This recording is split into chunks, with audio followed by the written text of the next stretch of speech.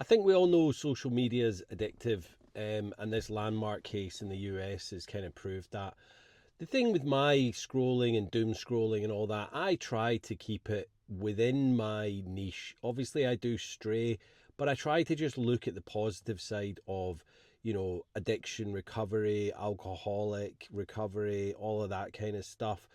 But I watched a documentary on the BBC the other night about it, and it's saying how Meta and TikTok and X, they all have the algorithm set up so that when things come on that are, you know, really shocking or like just nasty stuff that people are seeing, that's what people click on, and that's what builds that's what drives the algorithm. So it's like it's not positive stuff, it's not, it's really really negative and dark stuff that's on the web that people are hitting and liking, and the more that gets fed into them, the more it does change your brain, and the more it does become an addiction, and an addiction to that negative, really, really bad shit. My algorithm is pretty clear because I only follow people to do with recovery and addiction. So, although we do see bad stuff from time to time within that case, the hope that is being brought through from that with people that are in recovery and getting better, I feel like my pages and my stuff is safe for me to keep looking at. But obviously, from time to time, I do go on the bit and just scroll. But I try to keep that to like a 5 or a 10 minute minimum. I used to, when I was heavily in addiction, I would just scroll for hours and hours, and then I would be like, Jesus Christ! Like, I even so much that I took TikTok off my phone years ago. But the point is, I'm trying to make, I have learned to control that now since becoming, sober and kind of free of that addiction. So maybe my brain is kind of a bit more like, well, I need to stop that because that could lead me down some dark paths. The thing with it is, I don't know what to do. Like, I use Instagram all the time. Obviously, I use TikTok. I'm on YouTube. YouTube seems to be growing a lot more for me, but it's more.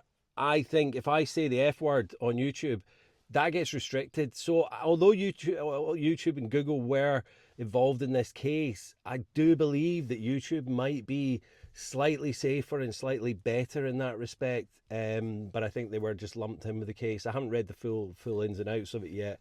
But I just think, what do we do? Where do we go? I mean, I know that I'm okay and I'm safe because I'm not doom scrolling for hours and hours and hours, but it's the kids we have to watch. And I know within our community and within the sober community, the stuff is mostly positive. So I think I feel I'm safe by my algorithm just feeding me stuff like that. And I know that if I do stray from it and go and do the other stuff, I'll only give it like 5 or 10 minutes. I'm not spending hours and hours and hours on it.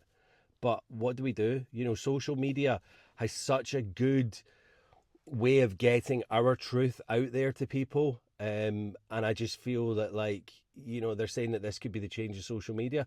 Now, I'm not going to cry if it all goes away because I'm sure we'll find other ways of getting stuff out there. But, the social media sober community has just been so brilliant for so many people, including myself. And I just think people need to learn to be safer and keep their algorithms to what they're interested in and not be straying onto nasty stuff for hours and hours and hours. But yeah, I just thought I'd mention this because watching that documentary on the BBC really opened my eyes as to Meta and these other big ones, TikTok and Elon Musk and all that. They don't give a fuck.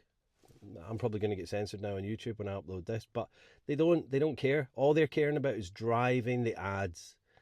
And although our stuff in the community, the sober community, is helping people, it might just all be ending soon because of this landmark case. So where do we go?